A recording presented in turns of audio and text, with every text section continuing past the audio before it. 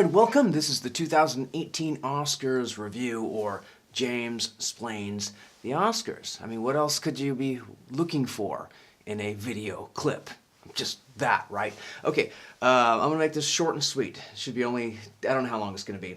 I can't figure these things, but James Splains the Oscars.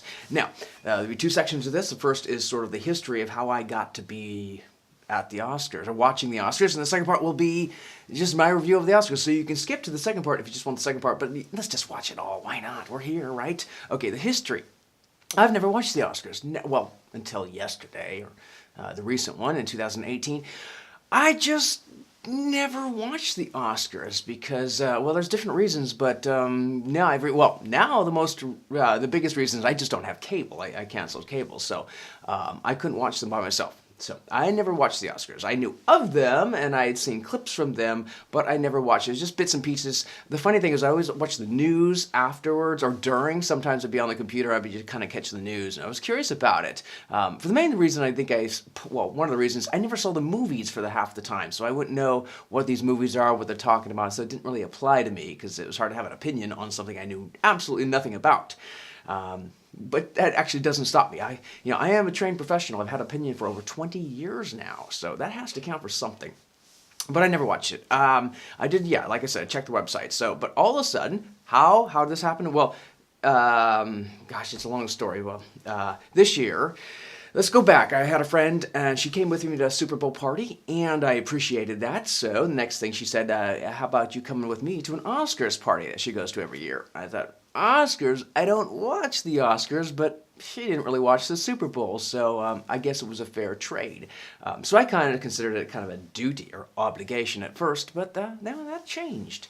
It was a chance to dress up, to put on the fancy clothes like I'm wearing right now. This is what I wore at the party, and I think it looks pretty nice.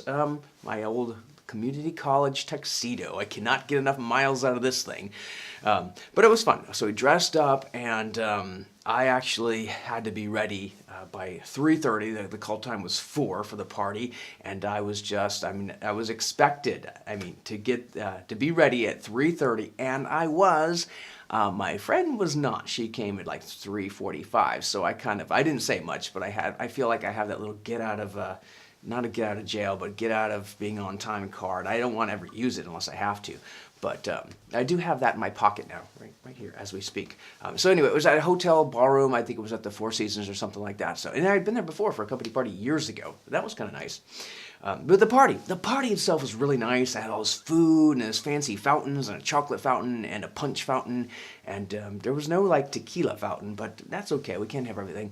Yeah, lots of decor, posters on the walls, sort of these big Hollywood movie posters, and little Oscar statuettes. That was kind of neat. And DVDs, Blu-ray, all of these kind of cool stuff. It was really decked out nicely. And of course, everybody showed up and all nice and dressed.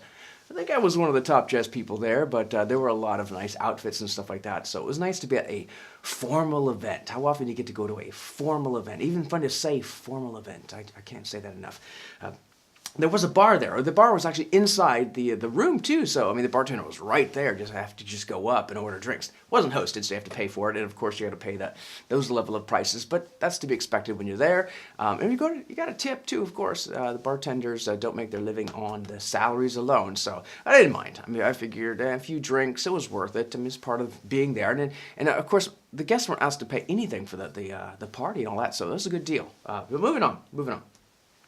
There were also quizzes too. There was a huge trivial quiz, and I didn't know any of it. I was just got hardly any of them right. And there was also the pick the winners, the guests, the winners for each category and stuff like that. I think I got 9, and someone got 20 or something. Someone just did whoa! I thought I had a pretty good chance with 9. I thought, hey, I'm doing all right. I'm a little bit of randomness, but doing all right. No, I was not doing all right.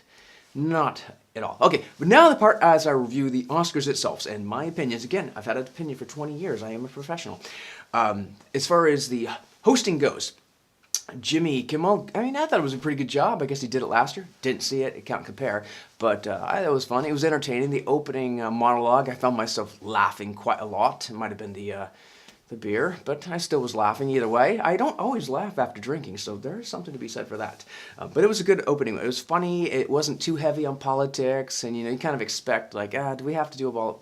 And it's kind of nice. I mean, did not have to. I mean, sometimes you just want to be entertained. You don't have to get too weighed down on political things. But the stuff they were kind of supporting was like, let's be more inclusive and let's not abuse women. And I'm like, how do you argue with that? So if you're going to be political about those things, then yeah, that's fine. It's just other stuff. It's like, can you spare me for one night? So what they did include, I thought was fine with me. I don't care. I don't really, I just ignore it if it doesn't apply to me. All right, so the categories. Song. I had read that Coco, Remember Me, was going to win, so I checked that off. And do I agree with it? Yeah, sure. I don't have anything else to compare it to. I didn't even see that movie or any of the other movies, so it's like, okay, that sounds good. It's just by the concept alone, a feel-good song about remembering past people, I guess. That's what I'm guessing the song is.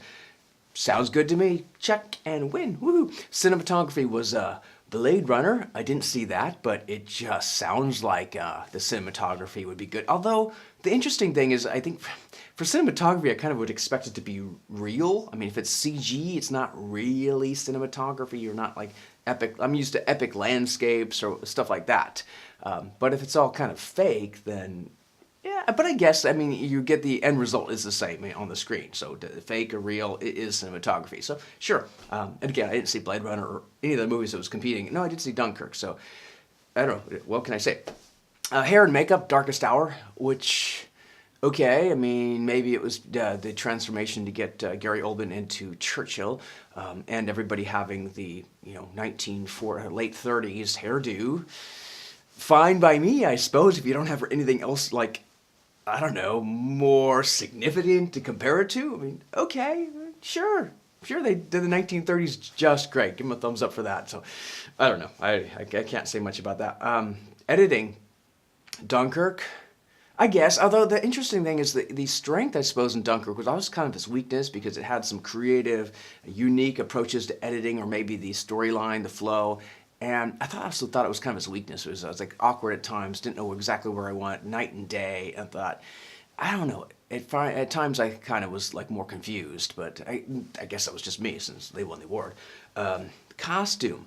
I put something else, and my friend Ruth, she said, I think it's going to be Phantom Thread. It's about costumes. So that, oh yeah, that makes sense. It's about costumes. It even has the word thread in the title. I mean, you got all that going for you. I suppose you are going to be up there for winning an award. So I said, okay, I'll put that down. But it reminded me of that Amazon commercial during the Super Bowl where he's that chef, Gordon Ramsay, is saying, the recipe for grilled cheese, the name is the recipe. And I said, okay, Phantom Thread, the name is pretty much the winner, or going to be the winner. If you see what I'm going here, I think you might. Maybe you do. It doesn't matter.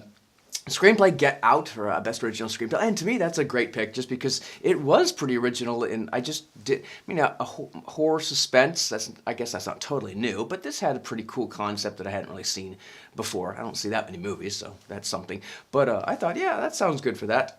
Sound editing and mixing, Dunkirk. I guess when you got bullets flying and hitting things, I mean, how do you not win? Like, just, was it Private Ryan, those other movies? I don't know if it won for sound, but, bing, bong, ding, those little things. Sure, sound editing, you got it. I mean, I guess it's because it's realistic and stuff, so. All right, score, Shape of Water. I guess, sure, I haven't seen the movie or listened to the score. I don't even know if I heard any songs for it, but I'm eager to, I won't go out and buy the album, but I'm eager to hear some of the music from it. Maybe I'll just go YouTube it and stuff like that. That is interesting, although usually, a big blockbuster Hollywood movie is going to have great scores, so it's just a win-win for everybody. You get a score, everybody gets a score. Okay, so we had the animated short, and I guess there was Kobe for basketball and all this like hoopla around that or something. I don't know. I just, for me, it's like, okay, cool. It sounded like it was a good short. I didn't see it. I don't even know where you would see animated shorts. I guess in the beginning of movies or something, or, I mean, you don't go to the theater just for an animated short, so where do you go to get one of these animated shorts?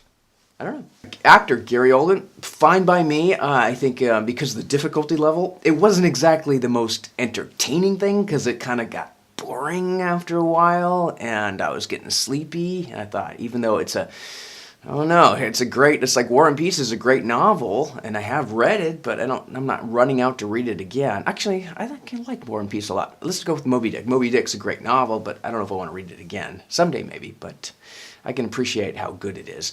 But yeah, other than the other categories, I just thought, well, I'm only comparing it to one thing, but like Get Out, I just thought was a great job, but it wasn't, the difficulty level I don't think was as high as having to pull off and be a convincing Winston Churchill. So yeah, I'm totally fine with that. Others may disagree, but again, 20 years of having an opinion.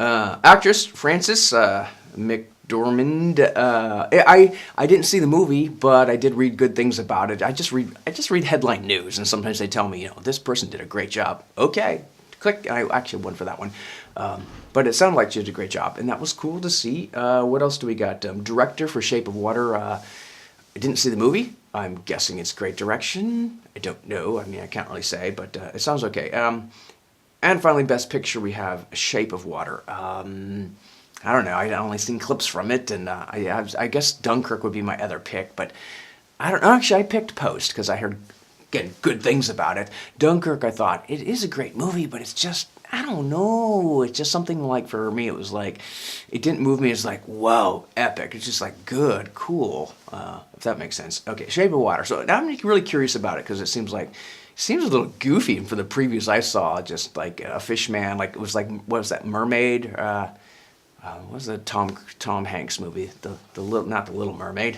different movie. Splash. Splash. It kind of reminded me of Splash. Take a fish out of water and move it around, whatever, and there you go. Got a movie. So maybe it's, I'm sure it's a lot more than that, but is it? All right, so the random things I want to talk about is the jet ski approach. I thought that was like hilarious. Good idea, and some writer said, oh, if cost efficiently it didn't really work or doesn't, whatever. It's like people got to criticize everything. It's just a funny little joke. Get over it. But to me, it was kind of cool and funny, and I thought a good reminder that, we don't want these speeches to go on for an hour. Nobody has that much important things to say. But there were, to me, it doesn't sound like that music played that often, so that was kind of cool. It's like we didn't have that many, like get off the stage music. And I remember one person was kind of going on, and you think, oh, the music can play, and the person's like, I would like to, bring up a tribute to my dead. And as soon as that happens, like, tribute to dead people, you don't want to play the music right then and there. It was like a dead family member or something like that. It's like, okay, I could just see someone going for the button, like, no, wait, they said the dead. That's the magic word. So that was kind of interesting. Oh, point out the in memoriam. Yeah, to me it's like I couldn't list the names right away, but I kind of started thinking, aren't they leaving some people out, like some pretty important people in Hollywood? It just seemed like that seemed like a short list. I kept like looking for more names I recognize, and I had to look it up though. I couldn't remember offhand, but Adam West and Jim Nabors and a few others, and people said, well, Adam West was more of a TV actor, but I guess he did do movies, but I guess he's known really for TV. And same thing with Jim Nabors. He was known, I think, a lot more, to us at least, to the modern generations, as for TV. So, and I think the bottom line is it's Hollywood's thing. I mean, the Oscars, yeah, it's for the people, not really. It's, kind of like Hollywood saying, hey, great job, you guys. So I kind of understand that. It's like your list, whoever you feel you need to put on there. Because a lot of things they put, I don't really care about them at all. Half the categories I don't really care about. It's like the sound and stuff like that. It's like, I can appreciate it, but to me it means nothing. For the most part, yeah. So it's like, if you want to put the person that invented the switch to a film projector on your memoriam, then fine by me. What do I care? It's just, to me, it's like, I can appreciate that importance. I mean, you can't start a projector without a switch, but then again, somebody else would have invented the switch. Anyway, so it's your list. Do whatever you want with it. Put whoever you want, but I guess people are going to know and complain if you don't get everybody. The solution, I think, would have just been, do the names a little bit faster and don't worry about how long, and maybe improve. I mean, it's hard for me to say the song was bad. The song didn't seem like it was doing any great justice to the song. And they said, if you're going to use Tom Petty's song and he passed away, maybe put Tom Petty's name. But again, he wasn't a Hollywood actor, was he? Not that I know of. He might have done some films. The cool thing about the party, the commercials were muted, just making sure the microphone's on. The commercials were muted, so that was just the coolest thing. I thank you to the hosts. Like, we don't have to listen to the commercials. I mean, it's a nice time to actually talk and think and socialize with people. So that was kind of cool. I think I noticed it all in all. In fact, the articles I read the next day, it's mostly just the whiners and haters like complaining about every choice. It's like, yeah, get over it. Some people, no matter what you do, you're gonna have these haters out there saying, "Oh, that was a bad pick. That was a bad pick." So it doesn't matter who you pick. There will be people complaining. It's just funny that the media has to pick up on that and like go off. Oh, look at this article. Look at this Twitter thing. Look at this. Like, yes, people are gonna hate. You found the people out there that hating. Just at one point you just want to say, shut the hell up. It's like, do we have to hear all this stuff about the people that hated it all the time? I know media's got to do its job. It's got to sell papers or get clicks. I guess it's not about papers. It's about clicks these days. But at some point, that's what you wanted to say. The one thing I did notice is, I did read an article about somebody stole Frances McDormand's Oscar and then was caught by Wolfgang Puck, I guess the food guy's photographer. It's like, why does a food guy? Well, I guess it makes sense. A food guy has a photographer, but almost like you go further. It was the photographer's bodyguard's friend. And at one point, do you stop? But it said he caught it, got the Oscar back, and then Frances McDormand said, just let the guy go. Don't worry about it, whatever. That was very nice of her. And then I think the police or something said, no, whatever. Later on, they went out and arrested this guy because it's like grand theft or whatever. It's like a felony or something. And now he's in jail or released on a $20,000 bond. But it's just, did he post it on Facebook or something? I don't know. I don't know all the details, but just the stupidity involved in something like this. Even the people that have the Oscars don't technically own it or something, or if they want to sell it, they have to offer to sell it back to the Oscar people first for $1. So the Oscar people can prevent you from A, selling it, and B, having these Oscars to the wrong people. So that's an interesting thing. Would I do it again? Would I see the Oscars again? I think is the big question, at least I ask myself. Is yes, if it were a party. No, if I were just watching. I wouldn't watch it on TV. Well, again, I don't have cable.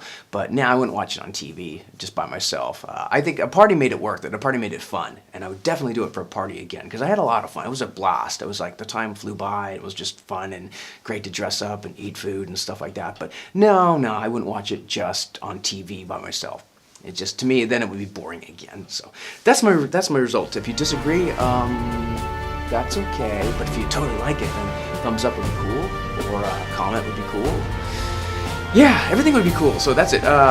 Signing out. Oscar James Splains, the Oscar.